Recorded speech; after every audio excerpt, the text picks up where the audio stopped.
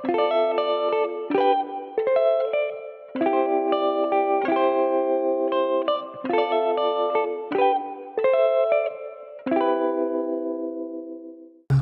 kabar kawan-kawan semua?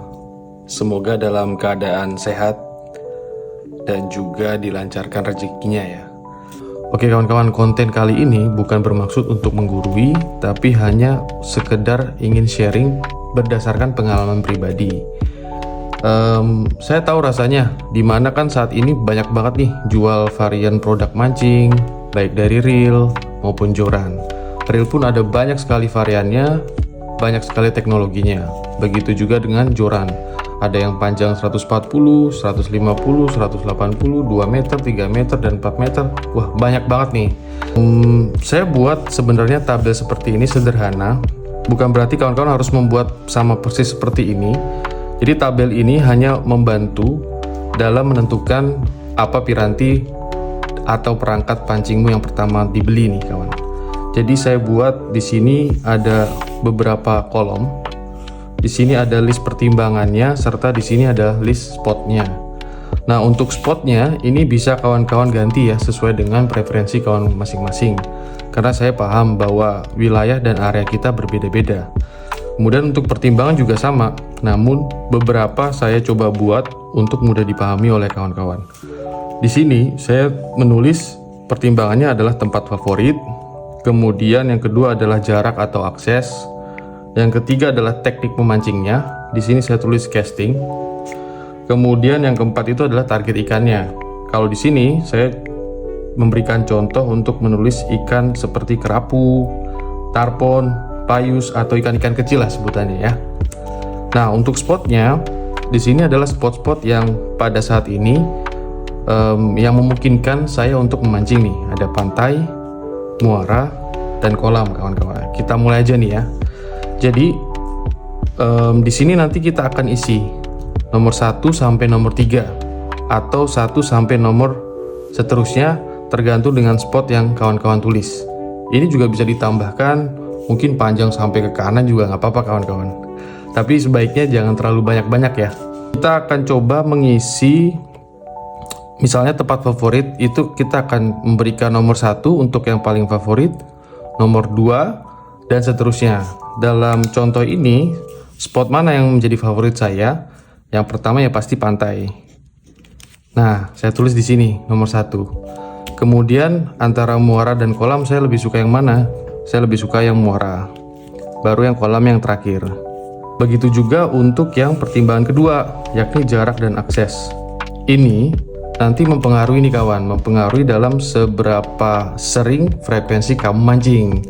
Karena kan pada akhirnya bukan masalah pirantinya, atau bukan masalah keren atau tidak joran atau reel yang digunakan, tapi seberapa sering kawan-kawan ini yang mancing nih. Nah, jarak dan akses ini benar-benar berpengaruh nih terhadap frekuensi kita mancing. Nah, kalau di kota saya sekarang tinggal, ketiganya ini sangat mudah dijangkau. Nah, maka dari itu, karena sangat mudah semuanya, saya tulis 1 semua ya.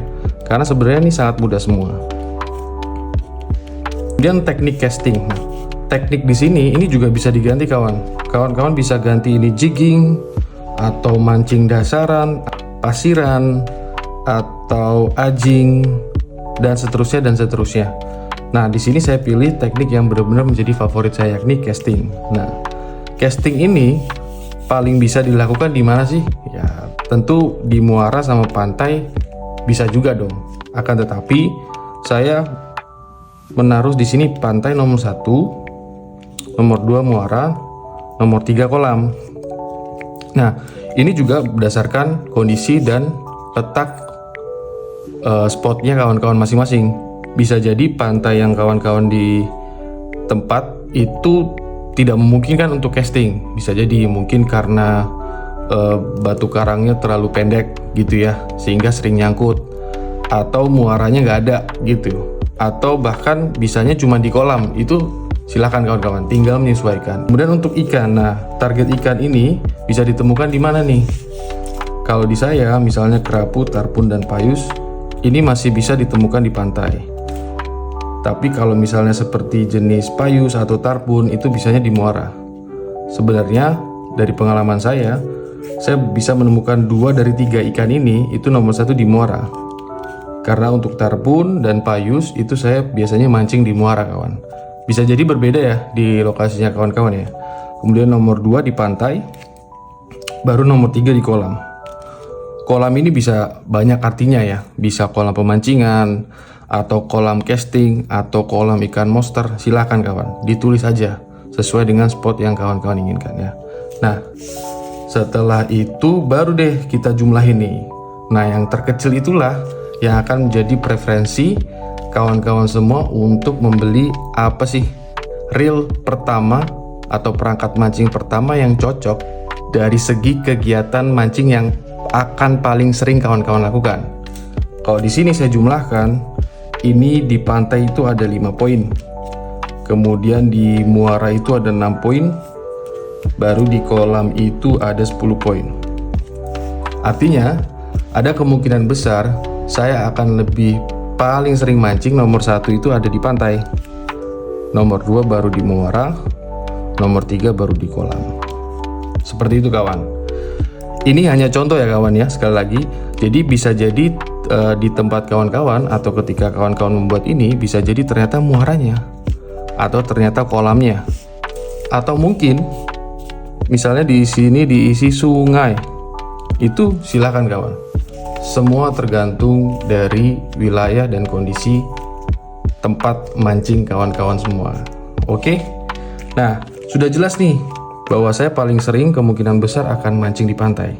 Oke, kalau saya mancing di pantai dan dengan teknik casting serta ikan-ikan kecil seperti itu ya.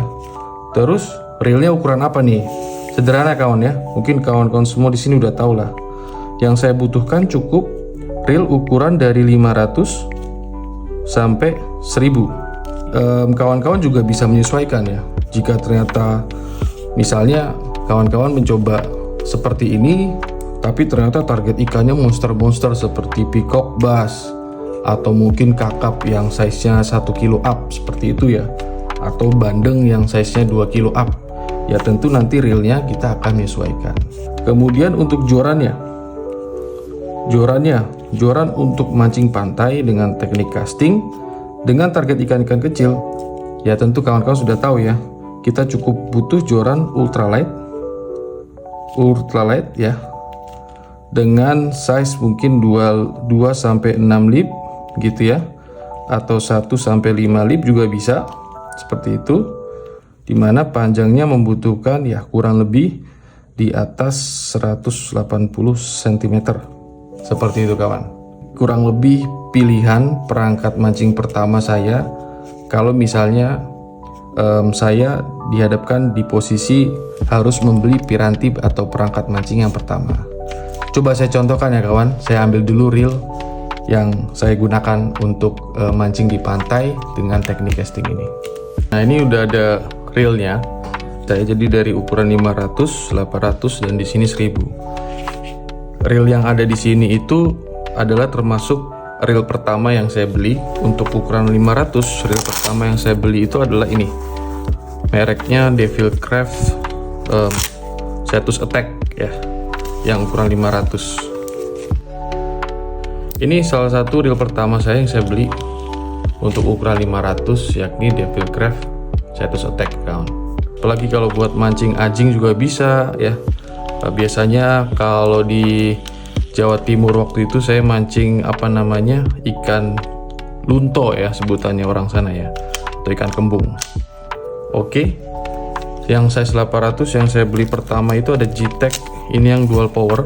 Sampai sekarang ini masih sering saya pakai terus ya untuk mancing tarpon, payus gitu ya.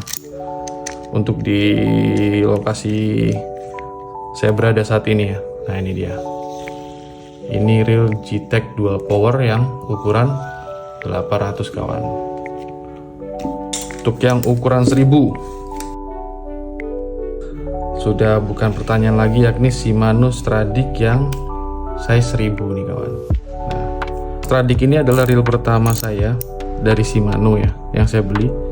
Ini saking seringnya ini sudah ada den-den seperti ini gitu ya. Dan ini seperti ini. Saking seringnya saya gunakan, tapi ya tetap saya rawat kawan. Semakin sering pakai perangkat ini akan semakin baik ya kawan ya. Artinya perangkat ini nggak hanya duduk diam gitu ya. Tapi kalau buat kawan-kawan yang hanya koleksi silahkan ya kawan. Saya tidak melarang juga. Dari banyaknya merek, kemudian dari banyaknya iklan gitu ya, atau dari banyaknya pedagang-pedagang, kawan-kawan itu salah beli. Bukan berarti kalau salah beli terus nggak bisa mancing, nggak juga kawan ya. Cuman eman aja atau sayang aja gitu ya. Kalau kita udah beli beli peralatan mancing pertama, tiba-tiba itu nggak kepake, jarang dipakai gitu ya, dan kita harus beli lagi, itu ya sayang ya. Tapi kalau buat kawan-kawan nggak masalah sih ya, silakan ya kawan ya. Nah itu untuk reelnya. Kemudian untuk jorannya saya ambilkan dulu ya kawan ya. Oke kawan, nah ini untuk jorannya nih. Ini joran yang pertama kali saya beli. Ini adalah Relic Sisik generasi pertama 611 UL dengan lure weight 2-10 gram, PE 02-05, panjang 611 ya. Joran pertama saya pakai setiap hari waktu saya mancing ya, sampai kelihatan nih lecet-lecetnya. Kelihatan ya kawan ya, moga-moga terlihat nih. Ini lecet-lecet gitu ya. Reelsitnya juga udah lecet-lecet gitu ya. Seperti itu. Ini juga ada lecet-lecet di sini gitu ya. Ya, nggak apa-apa sih kawan. Yang penting kan kita pakai ini terus. Kenapa piranti pertama itu penting ya buat kawan-kawan? Ini bukan masalah pirantinya sih. Saya ambilkan dulu contohnya nih. Nah, ini kawan, joran contohnya ya. Ini adalah joran Ryobi ya. Panjang 832 atau 240. Line 817, lure 10-30 gram. Oke. Ceritanya ini juga salah satu yang joran yang pertama-tama saya beli ya waktu mau suka banget mancing gitu ya. Ini kelihatan ya udah cuak-cuak gitu. Cuman sekarang kondisinya, nah ini nih sudah terkena sarang laba-laba nih. Nih paling jelas nih ya, top sectionnya sampai seperti ini nih. Nah ini ceritanya dulu waktu saya tinggal di Malang, saya hampir setiap hari saya suka melakukan shore jigging ya. Jadi teknik jigging tapi dari pinggir pantai. Dan karena pantai selatan itu karakternya beda sama pantai utara, dengan gelombang yang lebih tinggi, kemudian kedalaman yang lebih dalam gitu ya. Hanya kita jarak 100 meter, 50 meter itu sudah cukup dalam seperti itu ya. Joran ini sering banget saya pakai. Tapi ketika saya sekarang pindah ke Semarang, sama sekali joran ini jarang saya pakai. Karena waktu di pantai selatan saya biasanya memainkan lure itu 10 gram up seperti itu ya. Sedangkan sekarang di Pantura mau shore jigging pun saya bisa pakai Relic Sisik tadi. Pakai jig yang 7 gram, 5 gram sampai 10 gram. Nah, itu sih. Nah, yang terpenting itu bukan masalah pirantinya kawan. Jadi konten ini secara keseluruhan bukan terkait pirantinya, tapi lebih ke agar kawan-kawan semua waktu pertama kali mancing itu bisa benar-benar mancing dan menikmati namanya memancing kawan ya. Jadi semakin kita sering mancingnya, semakin kita mencintai hobi mancing. Kalau kata pepatah Jawa itu adalah tresno jalaran soko kulino. Artinya kalau kawan-kawan itu cinta atau sayang itu datang dari kebiasaan. Oke, gitu aja kawan. Kalau kawan-kawan suka ya atas konten yang saya buat ini, tolong dibantu untuk like dan subscribe-nya. Dan kalau kawan-kawan tertarik untuk pengen membahas seperti reel atau joran, spesifikasinya seperti apa, untuk mancing di mana dan sebagainya, kawan-kawan bisa tulis aja di kolom komentar. Nanti saya akan usahakan untuk membuat itu. Terima kasih kawan-kawan, tetap jaga kesehatan dan jangan lupa mancing. Mantap.